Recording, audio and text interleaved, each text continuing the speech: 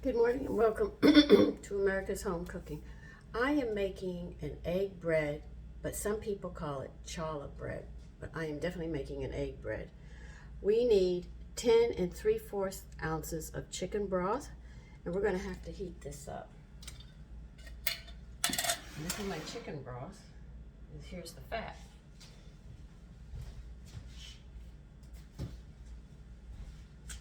Now, 8 ounces is 1 cup. So you add 2 ounces to that, and that takes you up, well, let's see, 4 tablespoons. An ounce is 3 tablespoons. You know what? Just add 1 1/4 cups. I'm going to change this recipe around. By the way, you're going to use a lot of water. I mean, a lot of flour in this one. So we're going to add 1 1/4 cups of chicken stock. I'm going to take care of my buttermilk. Now you have to warm this up.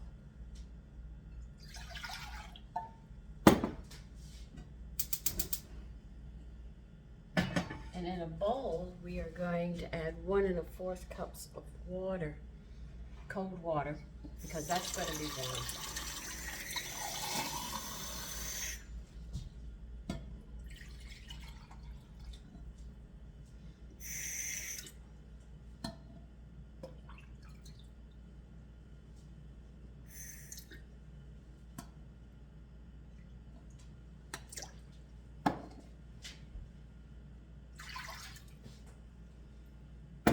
And to this, we're going to add 2 packages of yeast, or that should be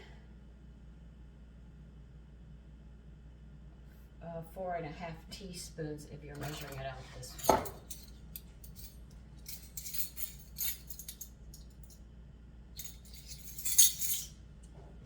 I hope I have that much. I don't think I do.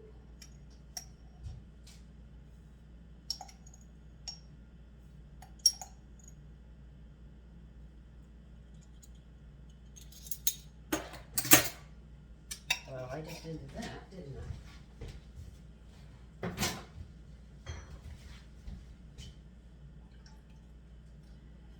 Just heat this up till it's warm to the wrist. Yeah, this is fine. I know, you see me do some things and you question it, but I've made so much bread for so long in my life. I am pretty comfortable with it. You need 3 eggs. Yeah, we're going to be putting a lot in this. This bread is nutritious.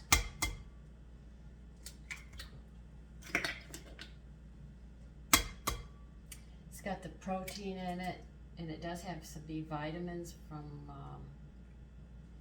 the eggs. I'll probably add a couple of tablespoons, knowing me. You need 1/4 cup of corn oil. I've tried other oils, but the corn oil seems to go best with this. That's why I'm saying corn oil specifically. I'm just reading everything straight down the line. A tablespoon of salt and a tablespoon of sugar. This bread does not go good with kelp added to it, so you better use iodized salt.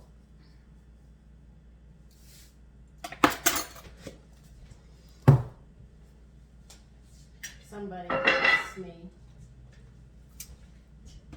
isn't iodized salt unhealthy for you? Well, the best one is kelp, okay? More than anything else.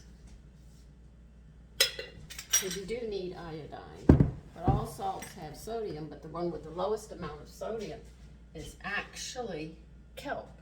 It has more minerals and stuff in it that your body needs. Okay, let's see. I just shy a little bit of yeast, but I'm not concerned about that. I'll just buy more next week. All right, now here's where we're going to be using a lot of flour. We need 9 cups, and I'm going to clean this counter off. It's wet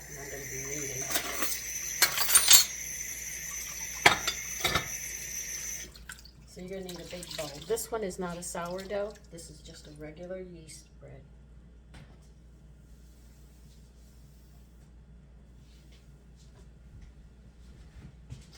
Okay, we need a spoon too.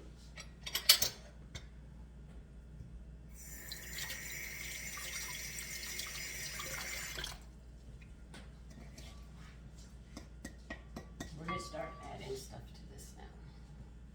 Flour. Now you're going to use 9 cups, so there's going to be a lot.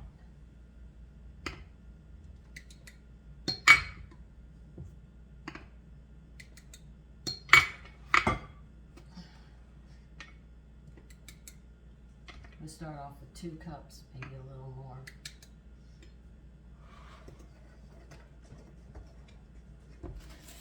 Now if your yeast is not fresh, you're going to have to proof it, which I've already showed you how to do. My girlfriend was talking to me. She said bread has to be kneaded 7 minutes. And I said, excuse me? She said, yeah, 7 minutes. I had never heard of that. I was always told knead until smooth and elastic. I don't need these anymore.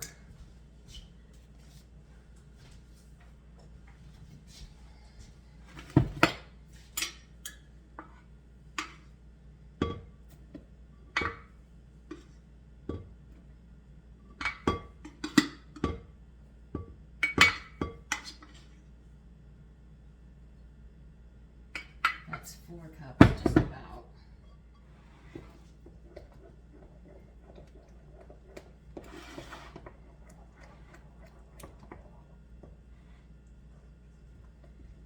Now, I am going to add 2 tablespoons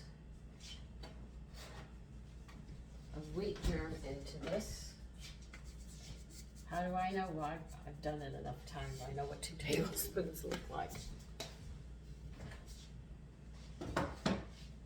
You just want to make sure that you get everything that you need. But you don't want to add too much to take away from the flavor. That's why I just add about 2 tablespoons.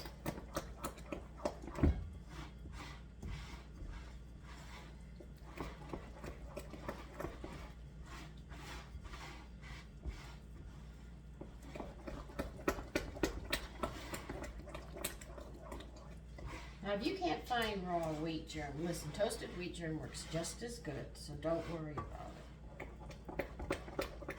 Because I've been to health food stores on this island, and they don't carry raw, so I just say, look, if I'm going to pay, I'll just buy toasted wheat germ, and I buy that at the grocery store instead. Now, we've got 4 cups in here.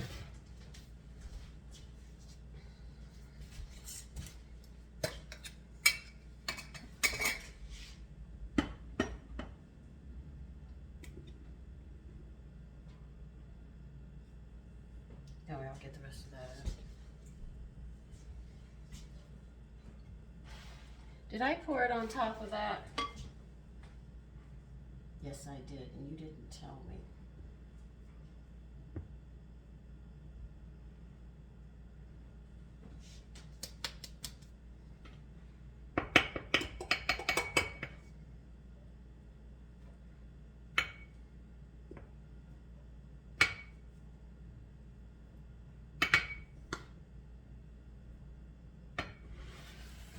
That's 6.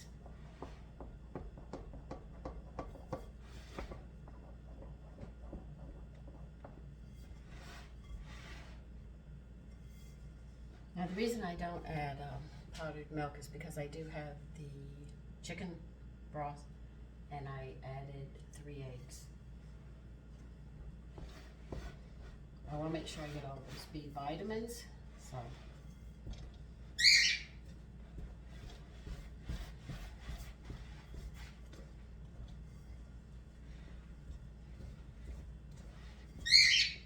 Now you'll notice it's starting to get thick now. Now we're just going to add 1 cup into this because we're going to be moving it to the counter in a little bit.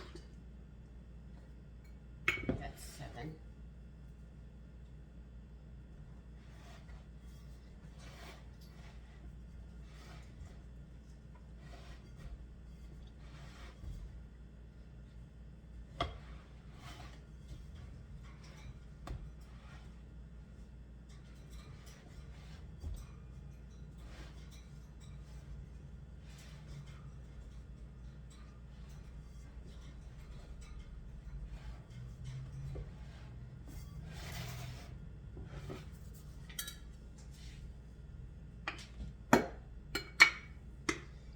2 cups on the counter.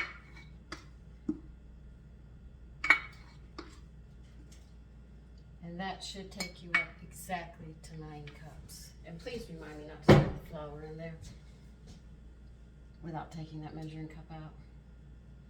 Make a bed because it's still slightly moist.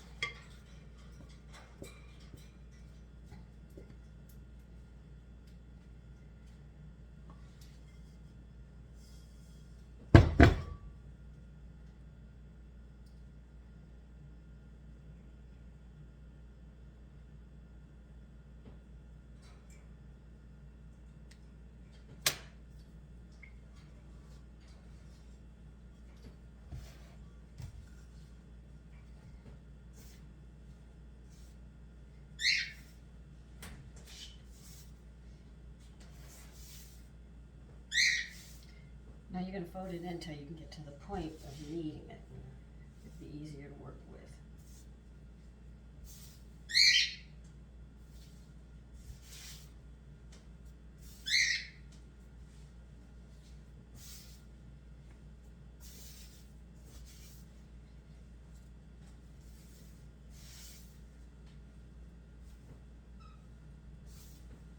This bread has a beautiful texture.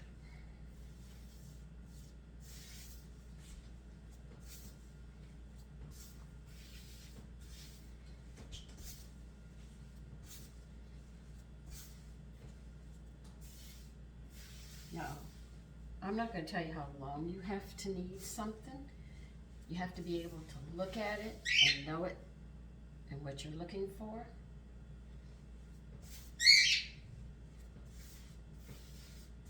Sometimes I add more, sometimes I add less. Like I told you, the weather dictates how that's going to go.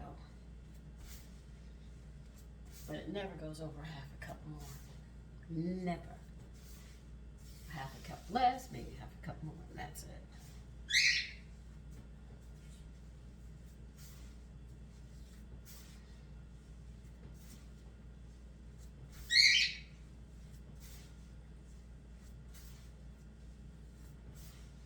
Now, as you knead it, it's going to be taking in the flour.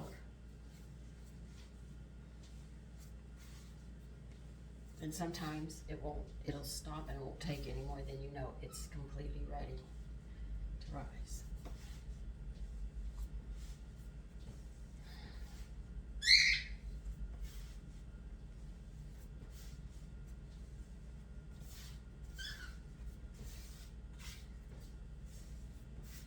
This bread is telling me I've just about had enough.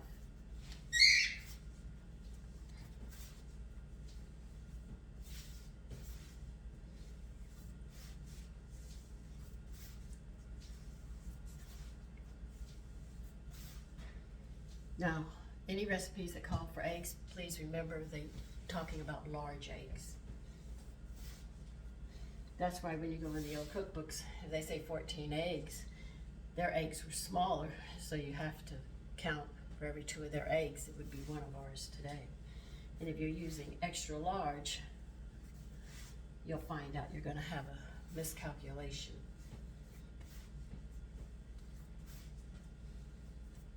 Unless the recipe specifically says extra large. Now you can see the bread can't take anymore. So all I'm going to do now is just work it. And I will be back. So I have all this flour left. Okay, this is smooth and elastic. As you can see, I'm going to wash this bowl and I will be back. Okay, you're going to grease this bowl with the same oil you used, corn oil.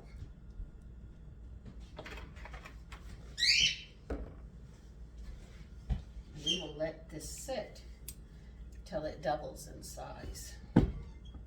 And this one you have to cover because this is not sourdough. So as you can see, they work differently.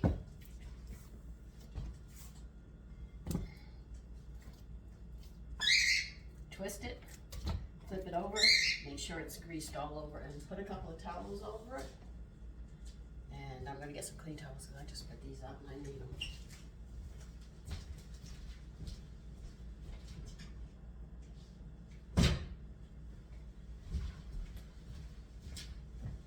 it in a warm place and let it do its magic.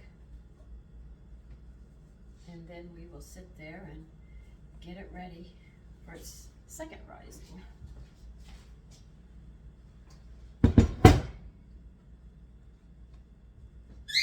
So I will see you when that's ready. Okay, my bread rose. Well, the dough rose. I'm going to knead it, and we're going to make 2 loaves.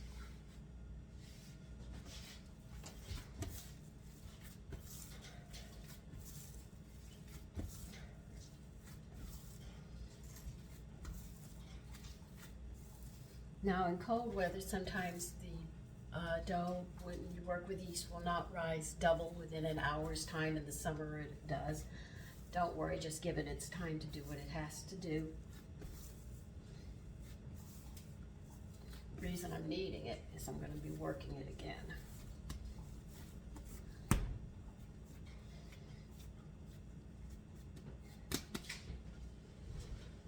We're going to need, hold on a minute. You're going to need a greased pan or 2 cookie sheets. Remember, this is braided bread.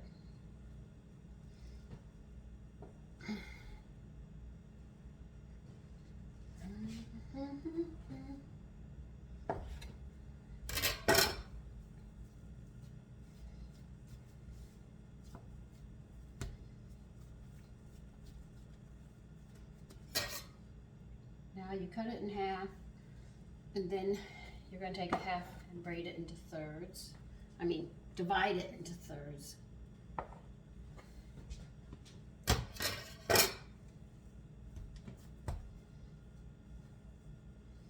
And you're going to make a rope.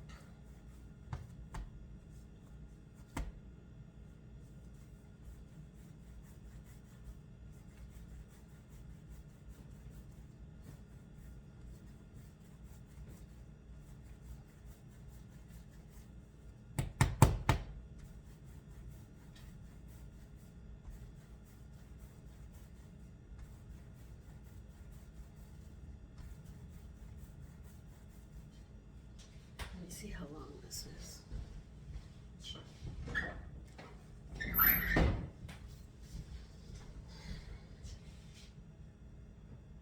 This is about 13 inches. I think about 15 inches should do it.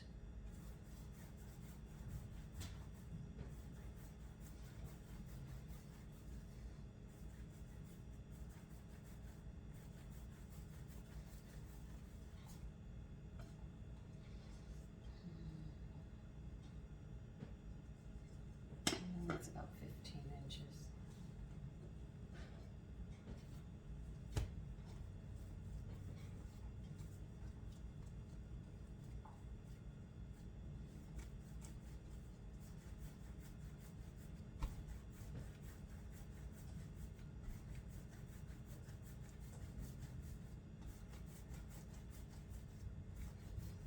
Now as you roll it, you're pulling it out. But don't pull too much at one time or it tears, and you want to try to get it level. Doesn't always work, but you try.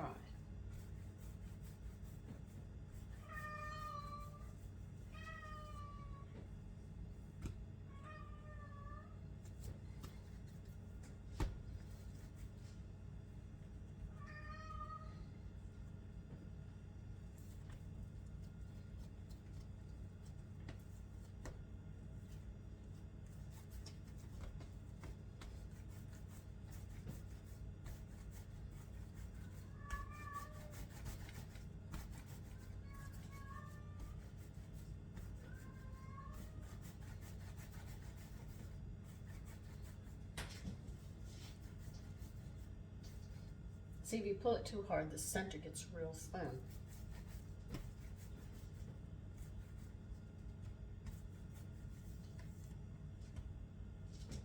Okay. Now, we're going to pinch the 3 ends here. Okay? And what you're going to do is you're just going to braid, just like you would braid hair. Okay? that's all you're going to do.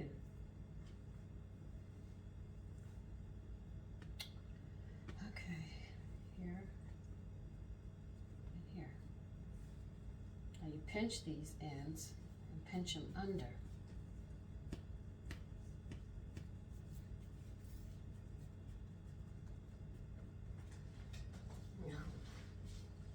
I'm definitely going to bring you over here so you can see me do the next one, so you have a better idea. So I'm going to have the camera pulled down for you to see.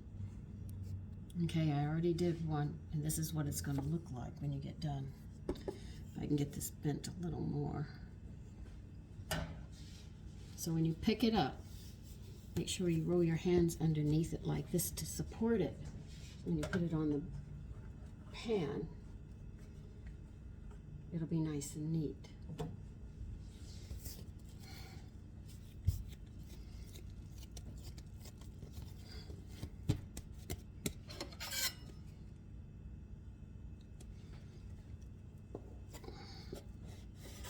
If you don't have a dough cutter, you can sit there, or a pastry cutter if they want to call it, you can sit there and just pinch this off. Just try to get them as close as you can to about the same size.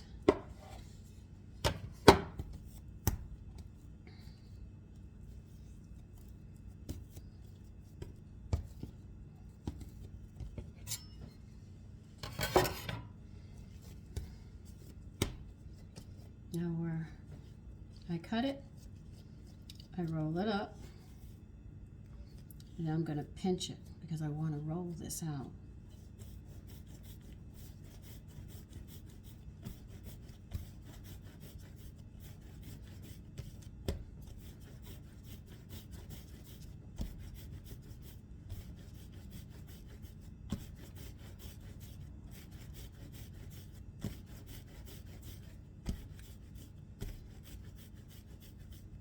That's why you can't pull it too hard. If you pull it too hard, it's going to tear. You're just working the dough to the length that you want, which is about 15 inches. No, we still have more to go.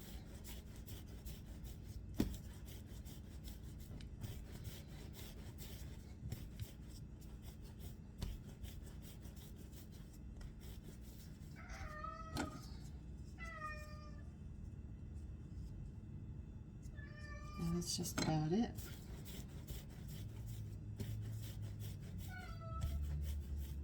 So now you see why they call it a braided bread, because we braid it.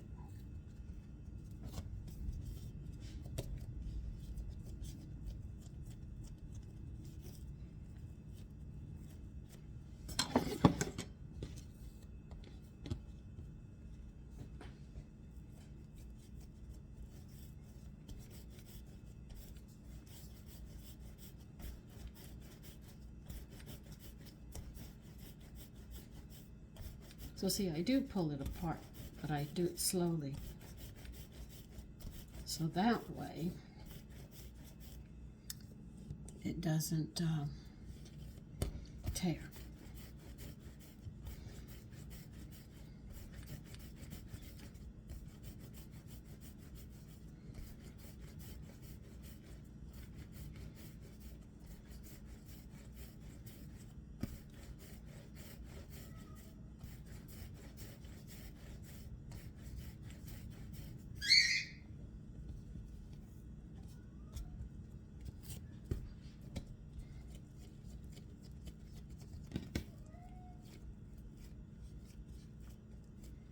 See, if you don't pinch this and you go to spread it, it'll tear. That's why I pinch it close. That's a trick I've learned.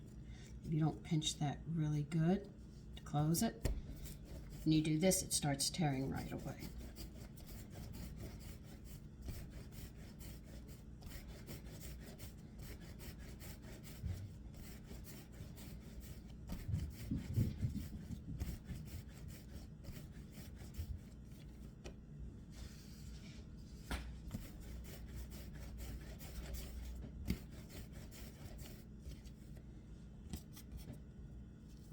Okay. Take these ends. Let me turn you so you can see. You take them, you pinch them really good because they have to stick. And then what you do is you just start braiding. See?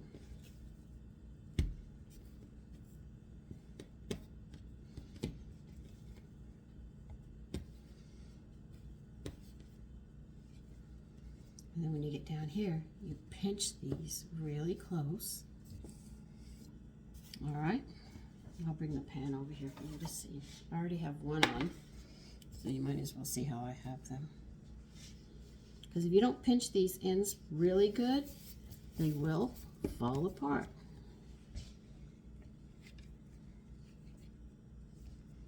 Okay? You see how I have these? I have them just like this. I'll wipe this down, and we'll go get an egg and beat it, and then we will brush them and let them rise till they are double in size. But that's how you do that.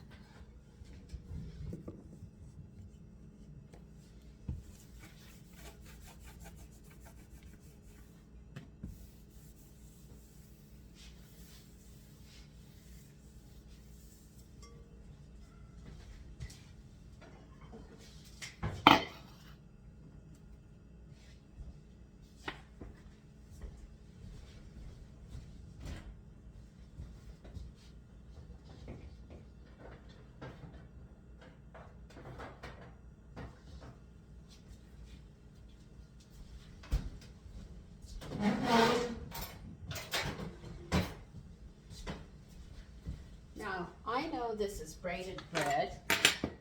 Some people know it as challah bread, and there are other people who call it egg bread.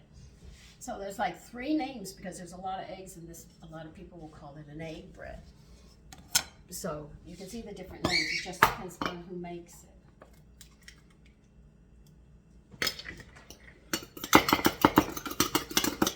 Now when you beat an egg, remember, you hold your fork like that because you're not doing horizontal, you're doing it in vertical. That way when you come up and down, you whip that egg into the air into the thing.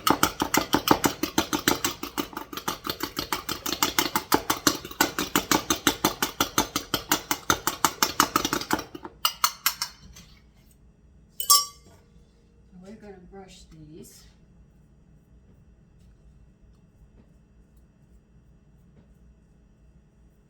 And then we're going to let them rise until doubled.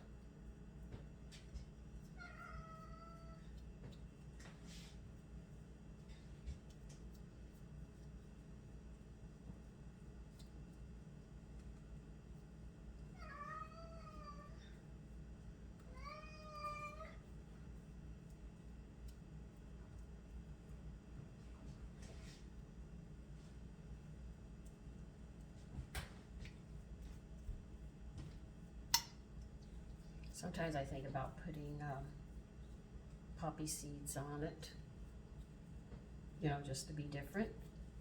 You can leave them plain like this, but I'm thinking about sprinkling some poppy seeds on them as a last minute thing that's going on through my head. I think I would like to do that. You can put sesame seeds on them if you wish, but I think I want poppy seeds today. So let me get my poppy seeds out and I'll be back.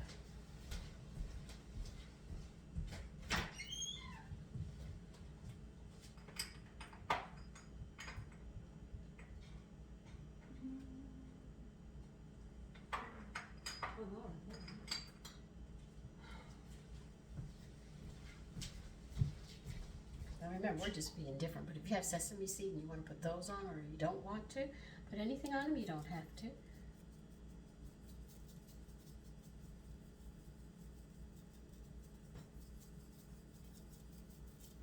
The egg will hold the poppy seeds on very nice. And remember, it's going to rise, so if you put it on a little heavy, the bread's going to rise and they'll separate anyway. Now, I don't know how long this is going to take.